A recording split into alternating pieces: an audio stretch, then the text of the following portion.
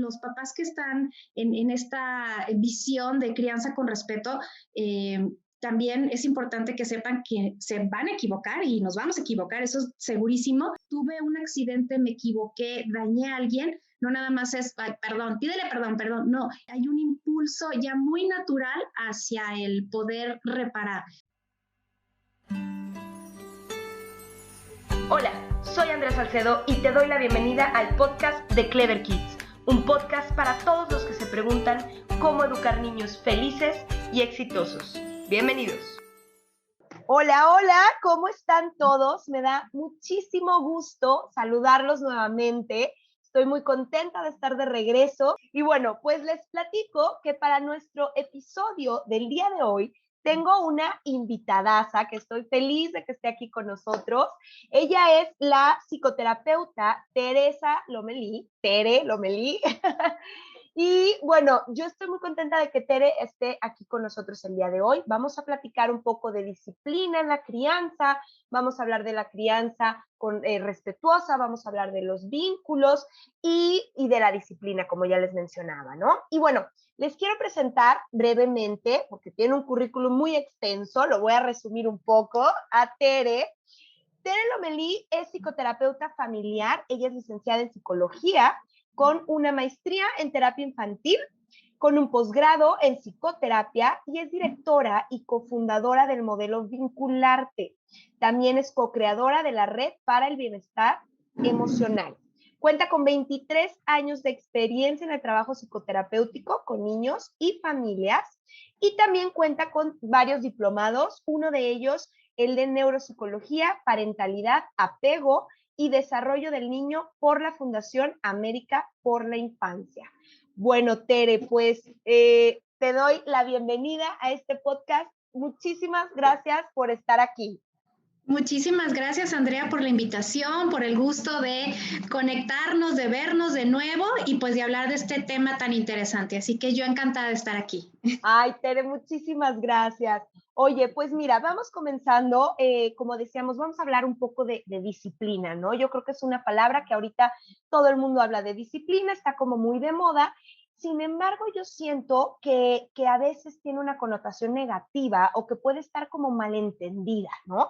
Incluso siento que hay personas que lo toman diciendo, bueno, yo tengo que disciplinar a mis hijos y por disciplinar a mis hijos entienden que les puedo gritar, que les puedo pegar, etcétera, ¿no? Y entonces si nos vamos como a la raíz etimológica de la palabra disciplina, a mí se me hace bien interesante que viene de discípulo, ¿no? Entonces estaría más pegado a la enseñanza, a la doctrina y no a algo como negativo, sino más cercano a la crianza respetuosa. Entonces, a mí me gustaría preguntarte, Tere, como para ir definiendo, para ti, ¿qué es la disciplina o cómo definirías tú la disciplina?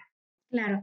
Fíjate que a mí me gusta como hablar en metáforas porque creo que es algo que nos ayuda a integrar las experiencias de forma más fácil y lo recordamos mejor. Para mí la disciplina es un camino, o sea, es un camino que nos lleva a algún lugar y que en ese llevarnos a ese lugar vamos construyéndolo. Y obviamente ese camino puede tener un marco, digamos, un mapa, pues de buenos tratos, de respeto, pero también ese camino puede tener un mapa desorganizado, un mapa restrictivo, o sea, yo creo que sí hay muchas formas de disciplinar y por eso se confunde la palabra, Sí. Y la forma en la que estamos hablando ahorita y la que queremos también platicar, promover y todo, es la disciplina más consciente, con más respeto, pero hay muchas formas y muchas vías. Sin embargo, sí creo que mucha gente ubica disciplina como más en el sentido que tú decías, de obediencia, de premio-castigo, de una relación como de autoritarismo, de padre o madre o maestro hacia los niños, como de vas a hacerlo como yo lo quiera, no respeto tus necesidades, esto es así, esto es rígido. Entonces creo que ese sí es un camino de disciplina, pero desde una perspectiva que no lleva a una conciencia, no lleva a una reflexión, no lleva a relaciones respetuosas. Sin embargo, yo creo que el camino que sí nos lleva al marco de crianza respetuosa, vamos a pensar que la crianza respetuosa es como el mapa completo, que la disciplina es un camino, pero hay muchos otros. O sea, digamos, en la crianza respetuosa también hay otro camino en el mapa que es el autocuidado de los padres, las redes de apoyo, o sea, hay muchísimo de eso, pero pensando como en este caminito de disciplina, fíjate que a mí me ha surgido como muchas reflexiones a partir de esto, en cuanto a lo que a veces nos confunde de si la disciplina implica una relación como vertical necesariamente o es una relación horizontal. Porque mucho se critica de esto, ¿no? Que como la crianza respetuosa, desde una disciplina como más laxa, más ligerita, es como una relación de pares, ¿no? Que no hay en realidad como un sentido de guía, como tú lo decías ahorita.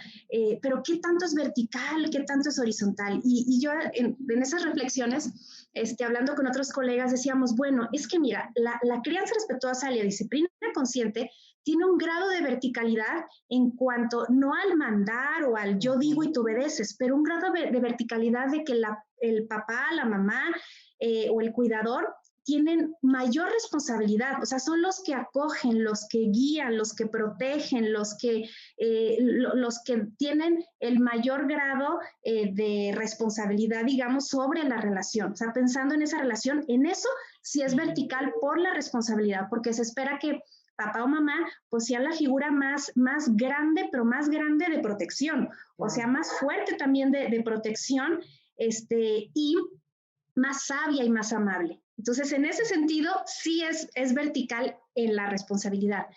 ¿En qué sentido sería horizontal? No en el sentido de que es de pares y que están al mismo nivel de responsabilidad, no, pero sí horizontal en el sentido de que hay una relación de respeto mutuo en esta perspectiva. Entonces, en eso creo que nos da más pistas sobre sí estoy más con el sentido de dar seguridad emocional, porque para poder guiar necesito primero haberme conectado. O sea, guiar sin querer conectarse primero, sin estar con un vínculo de sintonía, entonces tendría que ser autoritario, tendría que basarme en premios y castigos, porque si no, pues no podría ayudar a construir ese camino. Ay, me encantó esta metáfora que nos platicas, Tere, porque sí, ciertamente queda como mucho más claro. Yo he visto, por ejemplo, muchos papás, muchas mamás, ahorita, que se tienen menos hijos, entonces que están como más al pendiente. Y esto que tú hablabas se me hizo súper interesante de la relación que sí debe ser vertical, ¿no? Por el hecho de la fuerza incluso, de te respaldo. También es horizontal, pero por el respeto. Y yo veo, eso se me hizo muy valioso, porque yo veo muchas mamás que quieren llevar una relación horizontal, pero tal cual, o sea, como de somos amigas, ¿no? Y lo repito mucho porque lo escuché de otra psicóloga que decía, es que tus hijos, puedes tener una relación amigable con tus hijos, ¿no? Por supuesto, pero que claro, te vean como un amigo, pues no, o sea, te tienen que ver como su mamá o como su papá, no como un amigo. Claro. Entonces, súper interesante esto porque siento que se puede confundir con una sobreprotección. ¿Cómo pudiéramos como definir un poquito qué es esto de la crianza respetuosa, que es diferente de la sobreprotección? Mira, la crianza respetuosa tiene más que ver no con una serie de técnicas, ni con nada más una serie de prácticas como decir que lactancia, colecho, porteo, o sea, están asociadas y ayudan a la sincronía, pero no es eso. Y no significa que si no sigues esas prácticas, entonces no es crianza respetuosa. Es más un estilo de vida que se basa en que tu brújula en este camino sean las necesidades emocionales y necesidades en general de tus hijos e hijas, pero que para que esto se dé, se requiere todo un marco también de autocuidado de los papás, de ver sus propias necesidades y de que también tú como papá o mamá puedas tener la seguridad emocional necesaria para poder ofrecer seguridad emocional. Esto que hablábamos de la disciplina y de este camino, necesitas tú también estar bien, tú también tener tus redes de apoyo. Entonces la crianza con respeto no es un modelo restrictivo, ni una receta de cocina, ni 5 puntos básicos, no, es más como una filosofía de vida que es respeto en todo el contexto. Y algo que se me hace muy padre es que más que ser un modelo que espera de forma exigente que los padres sean súper perfectos, que estén hipervigilantes, sobreinvolucrados en las necesidades de sus hijos, es que sean suficientemente buenos para que tengan, digamos, la suficiente sensibilidad parental, que es un concepto que Mary Ainsworth hablaba, que colaboró con John Bowlby en la teoría del apego, que decía que era poder estar con la suficiente atención oportuna para leer qué necesita mi hijo, interpretar de una manera más benévola, o sea, un berrinche no es decir, me quiere hacer quedar mal en este momento, sino está desregulado, necesita que yo le ofrezca contención, regulación, ¿sí? Y poder cubrir esa necesidad de forma pues más precisa. Entonces, para poder tener esa sensibilidad parental, pues necesitamos estar seguros emocionalmente. Y para eso necesitamos toda una comunidad que también nos apoya, o sea, como decían, una tribu que también esté al pendiente de esos papás y mamás para que puedan, ahora sí que los cuidadores, para que puedan cuidar, pues hay que cuidarlos, ¿no? Y todas políticas públicas para que esto se pueda dar. O sea, la crianza respetuosa en realidad no es un modelo pequeñito, no es una técnica, es todo un mapa que requiere de todos. O sea, la corresponsabilidad de toda la sociedad, tengan o no tengan hijos, es la infancia y la crianza como esa parte que a todos nos toca un poquito. Y que a todos nos corresponde y que a todos nos debería de interesar cuidar a la infancia, ¿no? Cuidar a los niños. Yo también una vez escuché una frase que me encanta que decía, bueno, los niños ahorita pueden ser el 20% de la población actual, pero son el 100% de la población futura, ¿no? Entonces, queremos cambiar el futuro, queremos cambiar la sociedad, queremos cuidar. Todos tenemos que estar involucrados y esto también que mencionabas, apoyar a los cuidadores. Ahora entiendo cuando dicen las mamás, híjole, es que sí necesito ayuda, sí necesito apoyo, y no nada más de mi esposo, como dices tú, social, porque al final de cuentas, a todos nos interesa este tipo de crianza, de disciplina consciente. ¿Por qué? Por la salud mental de los niños, ¿no? Y yo aquí te quería preguntarte, por ejemplo, ¿cuál es la repercusión? Porque estamos hablando de esto que tú decías, de estar atento a las necesidades de nosotros, saber cómo regularnos, y que es algo que a nosotros no nos enseñaron de niños. Qué bueno que ahorita ya se los enseñamos a los niños a hacer, porque a nosotros no nos enseñaban, o sea, apenas lo estamos aprendiendo y algunos papás a los que les interesa realmente hacerlo. Claro. Hay algo que pasa con la salud mental de los niños, porque yo he escuchado muchos papás el típico, a mí me nalguearon y miren, me estoy bien, a mí me pegaron y no me pasó nada, pero no sabemos de estrés, no sabemos de depresión, no sabemos de ansiedad que pueda tener esta persona. Entonces, cuéntanos, Tere, como cuáles son los efectos que tiene tanto en lo positivo, la crianza respetuosa, la disciplina consciente, como en lo negativo, una disciplina autoritaria con golpes y con castigos. O sea, realmente ahorita creo que ya hay muchísimos estudios, tú tienes muchísimos estudios en esto, entonces desde la ciencia, desde tus años de experiencia, ¿cuáles serían estas diferencias, Tere? Claro, pues mira, desde un contexto de malos tratos, ya ahora, como tú decías, gracias a las neurociencias, sabemos que incluso la estructura cerebral se afecta, o sea, se afectan las áreas del cerebro que tienen que ver con la impulsividad, con la reactividad, con el sistema emocional, o sea, de verdad no es nada más como que se afecte de forma ligera, o sea, se afecta de forma profunda y tan se afecta que invisibilizamos estos efectos negativos, o sea, naturalizamos el maltrato como la forma común de educar, de disciplinar a niños y niñas, y eso finalmente hace menor tolerancia a la frustración, mayor desregulación emocional, ya en niveles de adolescentes y adultos, pues ya incluso adicciones, o sea, tenemos como toda una gama de experiencias que vienen de la desregulación que no fue acompañada, entonces es finalmente lo que yo me hago a mí, o sea, la voz que, el cómo me pensaron o no me pensaron o cómo no se sensibilizaron con mis necesidades, pues eso aprendo a hacerme yo a mí mismo y después yo a mis hijos y a mi pareja, o sea, de verdad es algo que se repite. Y fíjate, pensando como en las neuronas espejo, que es algo bien interesante, digo de forma muy simplificada, pero si por ejemplo un niño ve que su papá trata con cuidado, con voz bajita a su hermanito y le da una instrucción, una indicación de forma así cuidadosa, el niño activa se activan en el cerebro las neuronas espejo como si él no solamente los estuviera observando, como si él estuviera realizando esa acción amable. O sea, se activan las neuronas que tienen que ver con la ejecución, no solo la cuestión de observación. Entonces, eso se va integrando como experiencias, como si yo las hubiera hecho. Entonces, lo que a veces no sabemos es, ¿de verdad será que la crianza respetuosa sí genera mayor seguridad emocional en los niños? O sea, vemos esos efectos y yo de verdad me siento como muy afortunada de poder acompañar familias donde tienen esta perspectiva de crianza respetuosa y es maravilloso porque se genera una seguridad emocional en los niños y niñas, por ejemplo, de tener certeza y esperanza, aun cuando las situaciones están críticas, aun cuando las cosas van mal, está como esa idea de, pero van a mejorar, ¿no? Entonces, la frustración se maneja mejor.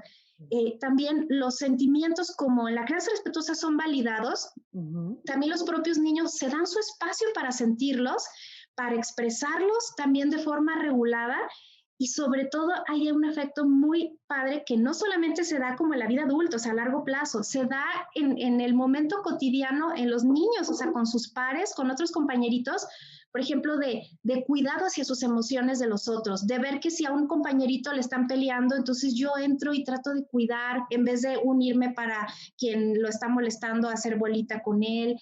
De verdad es como en la medida que alguien pensó en mí de forma empática, respetuosa y cuidadosa, yo soy capaz de pensar así de los demás. Entonces, es algo que no solamente se vive dentro de la casa, dentro de la familia o incluso en la escuela. O sea, yo por ejemplo, me encanta ver niños que están interesados por la ecología, por cuestiones sociales, porque hay niños que le están pasando mal en otra parte del mundo y aunque no los conozcan, a ellos les importa. O sea, de verdad se genera una idea de, o sea, tengo en mi mente a los demás y sé que lo que yo hago tiene efectos en los otros. Una de las claves de la inteligencia emocional justamente es la empatía.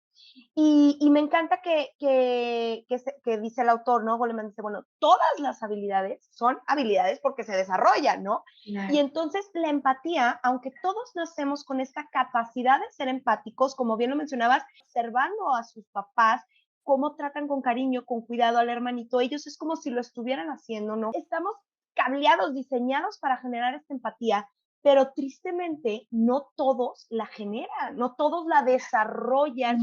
Y bueno, nos toca ver una sociedad carentísima de empatía, porque la empatía es la base de la compasión por el otro, ¿no? Totalmente. Por el otro y, como dices tú, hasta por el medio ambiente. Y fíjate que algo también se me hace muy importante es que a través de los buenos tratos es posible dar como factores protectores para que se construya la resiliencia. O sea, cuando hay malos tratos es un factor de riesgo para que en situaciones críticas, pues no nada más no las libres, o sea, sino que te vayas para abajo. Y yo, por ejemplo, he visto como en esta pandemia, que ha sido pues un elemento crítico en la vida de muchas familias, las familias que ya estaban con buenos tratos no significa que no sintieron frustración, ni tristeza, ni enojo, ni desesperación, pero yo veo los niños y niñas que están en estos contextos de buenos tratos y de verdad los veo con más posibilidad de resiliencia, de esperanza, de preocuparse por los demás, como decíamos ahorita, con estas posibilidades de decir, bueno, las cosas pueden mejorar. Entonces, esto es un valor mucho más importante que solamente lo más superficial, o sea, de verdad se desarrollan capacidades muy profundas. Y también otra cosa que me parece importante mencionar es que los papás que están en esta visión de crianza con respeto, también es importante que sepan que se van a equivocar y nos vamos a equivocar, eso es segurísimo, pero que también una posibilidad en la crianza con respeto es reparar los daños, o sea, que siempre aprendemos de eso y podemos reparar. Y los niños también, que bueno que crecen con esto de no voy a ser perfecto, pero si tuve un accidente, me equivoqué, dañé a alguien, no nada más es, ay, perdón, pídele perdón, no, es, ¿estás bien? ¿O qué puedo hacer para que te sientas mejor? O sea, hay un impulso ya muy natural hacia el poder reparar. Y eso viene desde la conciencia y reflexión de estos buenos tratos y del respeto. Tal cual, ¿no? Porque muchas veces le decimos, pídale una disculpa y creemos que con eso ya fue suficiente y no. O sea, es, ¿qué puedes hacer para reparar este daño? Fíjate que yo creo que ahorita, justo como lo mencionabas, Tere, esta época de la pandemia, yo creo que fue un gran reto, bueno, para todos en muchísimas áreas diversas de nuestras vidas. Yo hablo mucho de estilos de disciplina, me gusta hablar de estilos de disciplina, autoritarismo de un lado y la sobreprotección del otro lado, ¿no? Claro. Y en medio, diría yo, estaría como toda la crianza respetuosa, Claro. la disciplina consciente, ¿no? Que me encanta. Y bueno, me gustaría tú, entre toda la experiencia que tengas, nos pudieras platicar un caso que te haya tocado ver, que te haya tocado trabajar, para que vivamos un poquito más y entender esta gran diferencia de algún niño, no sé, que estuviera con problema de conducto, con problema de ansiedad, en donde al cambiar los papás, porque eso es algo que a mí se me hace bien importante, que no nada más cuando trabajamos, los terapeutas con los niños, no trabajamos solo con el niño. Y bueno, tú ahorita tú que eres una experta en vínculo, ahorita si quieres nos platicas también un poquito de eso, pues tenemos que trabajar con los papás, ¿no? Para que el cambio se dé. Claro, claro. Fíjate que el caso que más se me viene ahorita es de un niño que tenía 10 años en ese entonces y ya estaba etiquetado incluso como niño con trastorno disocial. O sea, disocial era que no tenía sensibilidad hacia ni empatía hacia los demás, no le importaba ofender, incluso que a veces era cruel, que incluso tenía como esta cuestión ya etiquetada de trastorno negativista desafiante, etcétera, ¿no? Y ya ha habido con un psiquiatra, otros psicólogos, en la escuela ya no sabían qué hacer, y bueno, era hijo único, sus papás se habían divorciado, entonces estaba viviendo una situación muy compleja, pero los papás solamente estaban buscando, o sea, ¿cómo le hago para arreglar a mi hijo? O sea, ¿cómo le hago para que ya no se porte así? O sea, incluso ellos hasta pensaban que había algo mal en él, o sea, que había nacido con algo internamente mal y que por eso era como era, ¿no? Sí. Y aquí para mí fue primero como desenfocar esa cuestión tan cargada hacia enjuiciar al niño como con un problema, con una etiqueta. Y claro, o sea, si lo veíamos, pues esas conductas correspondían a esas patologías, pero el ver más allá fue parte de lo que hicimos en el proceso. Y a mí, por ejemplo, algo de lo que me encanta es justamente no trabajar con los niños solos, o sea, trabajar con los vínculos. Si no tenemos la perspectiva relacional, estamos trabajando de una manera totalmente fragmentada y eso no es útil. Al contrario, refuerza la idea de que el niño es el que tiene un problema, ¿no? Exactamente. Entonces, empezamos a trabajar en sesiones vinculares para que los papás, a través de cosas simples, o sea, ni siquiera estábamos hablando del problema y que te enoja, no, a través del contacto con su hijo pudieran ver más allá de este niño problema, o sea, que pudieran ver que le gustaba tocar la arena, o sea, cosas sencillas, sensoriales, pero era como reconocerlo, ¿no? O sea, reconectarse con ese hijo que era mucho más que todo eso que le habían puesto encima. También fue trabajar con la escuela, o sea, con la escuela, porque también los maestros estaban agobiados, o sea, no sabían cómo hacerle, y me di cuenta de cómo en las escuelas también los maestros están bajo muchísima presión, a veces son grupos muy grandes, es difícil, y todo se tiene que centrar hacia el control de la conducta, no hacia el espacio de seguridad emocional propicio para aprender, ¿no? Dices, ¿cuánto problema hay en todo el contexto desde esta perspectiva, ¿no? Entonces fue también ayudar a los maestros a que vieran otra parte de él y que ellos también, los maestros, se pudieran sentir más seguros sobre cómo conectarse con él para poderlo guiar, en vez de solo controlarlo.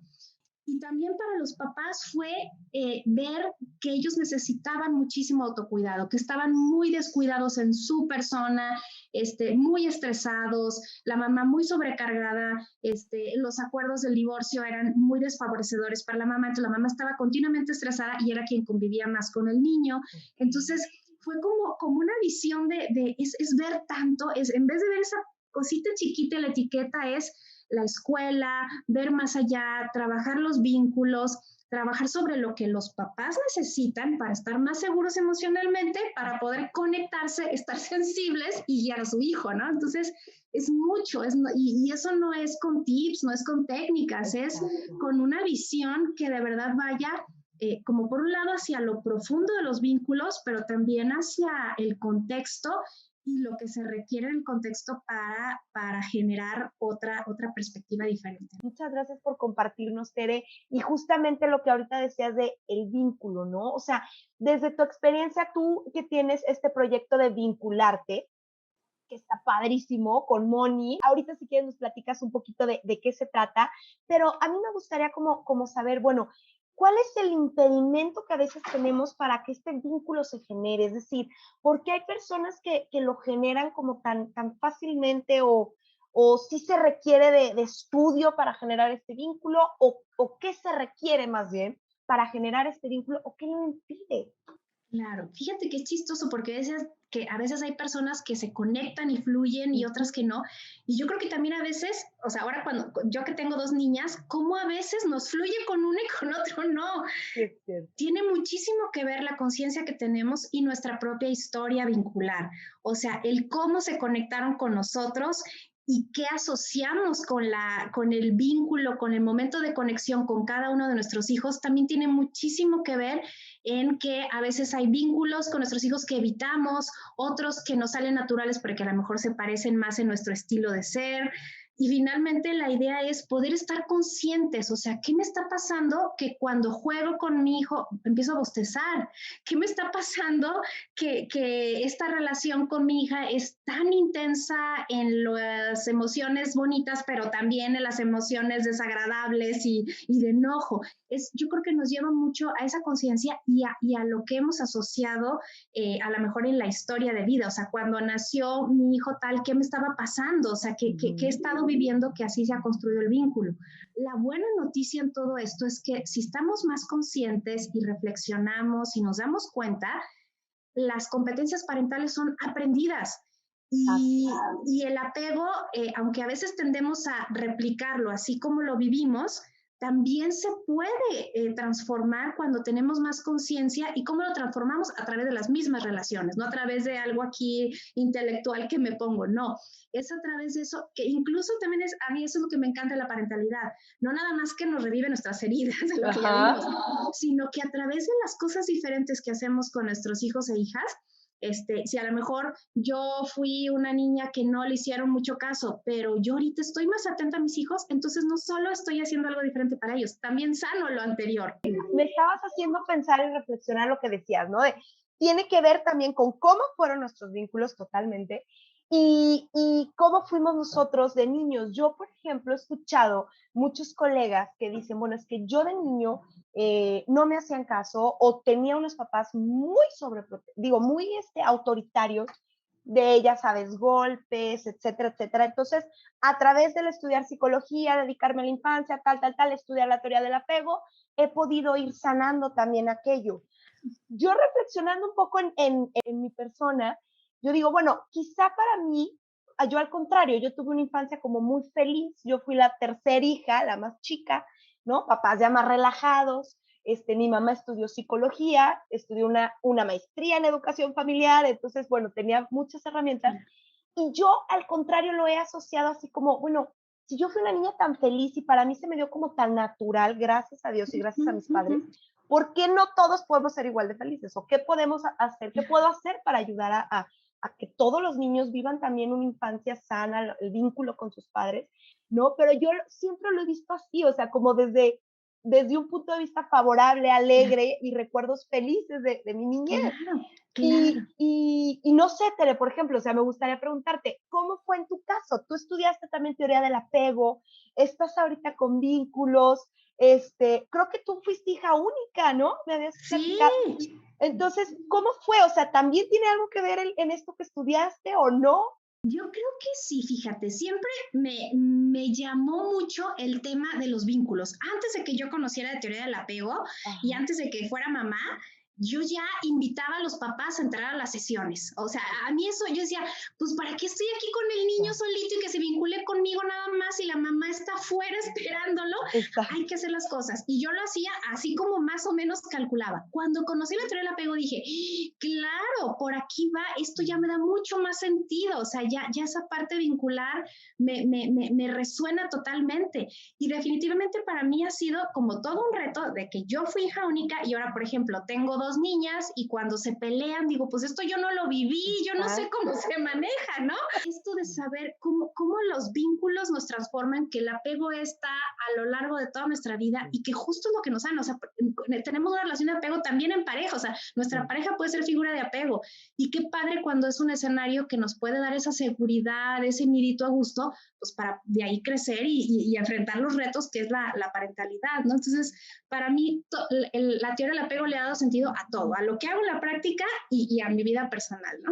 Pero realmente de todos los papás, o sea, le están educando, su historia personal tiene que ver con cómo están educando a los niños. Eso se me hace importantísimo para todos los papás que nos están escuchando, el tenerlo presente, el estar observando, el estar atentos. Yo cuando les digo mucho a los papás, es que lo primero, me dicen, es que fue lo primero que se me vino, ¿no? Es que eso primero que se te viene es pues lo que ya tienes bien grabado en el fondo de tu ser. Claro, lo que te sale en automático. Eso, lo primero que haces. Entonces, es lo que más trabajo a veces cuesta cambiar.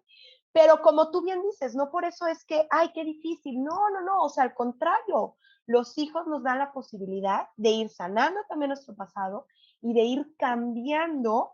Y también yo creo que es importante esto, como bien lo decías, ¿no? Hay apego incluso con nuestras parejas, pero el platicar con nuestras parejas y decir, bueno, tú fuiste educado de cierta forma, ¿no?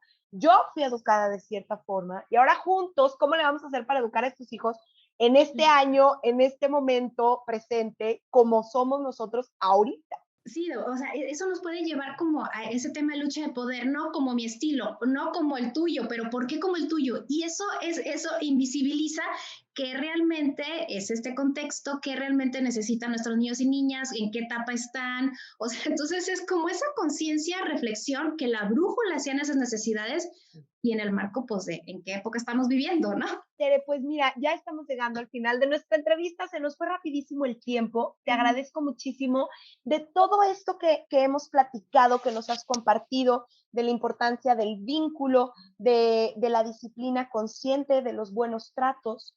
A mí me gustaría preguntarte, si tuvieras que escoger un consejo, de todos los muchos que ya nos diste además, pero si tuvieras que escoger un consejo para los papás, para cuidar esta salud mental infantil, ¿cuál sería? Mira, yo creo que como en resumen es recuerda que tu voz, lo que tú le digas a tu hijo o hija, va a convertirse en su voz interior. Así que cuídalo mucho y la mirada, como tú lo veas, va a ser la mirada que él tenga hacia sí mismo y hacia los demás. Entonces, que eso pueda ser tu guía para saber, le digo esto, no le digo esto, quiero que se convierta en su voz, quiero que se convierta en su mirada para él y para los otros. Y creo que eso nos puede ubicar sobre cuando estamos medio perdidos y cómo generar esto de la salud mental, creo que por ahí. Tere, y bueno, ya por último, me gustaría que nos dijeras en dónde te podemos contactar para todas las personas que te escuchan o que nos están viendo, platicarnos un poquito qué es este modelo que trabajas de vincularte y dónde te pueden contactar, porfa. Claro, mira, Modelo Vincularte es un proyecto que creamos Mónica González, mi colega y yo, que está orientado precisamente a la capacitación, a la orientación para papás, para familias, para profesionales, en esto de cómo generar vínculos saludables entre padres e hijos. Entonces está orientado hacia que los terapeutas sepan, por ejemplo, terapeutas familiares sepan cómo orientarse en cómo hacer sesiones familiares, cómo saber algunas alternativas de abordaje para promover los vínculos, pero también talleres para papás, psicoterapia para papás e hijos, que justamente se dediquen a esto, cómo sincronizarme, cómo conectarme, cómo darle las necesidades de mis hijos e hijas. Y nos pueden encontrar en la página de Facebook, que es Modelo Vincularte, o en la página web modelovincularte.com, y ahí publicamos actualizaciones de los talleres que estamos dando, o algunos posts que están dedicados más especialmente a este tema de los vínculos. Súper bien, perfecto. Muchísimas gracias, Tere. Te mando un abrazote. Gracias, igualmente abrazo. Bye, Andrea. Bye, bye.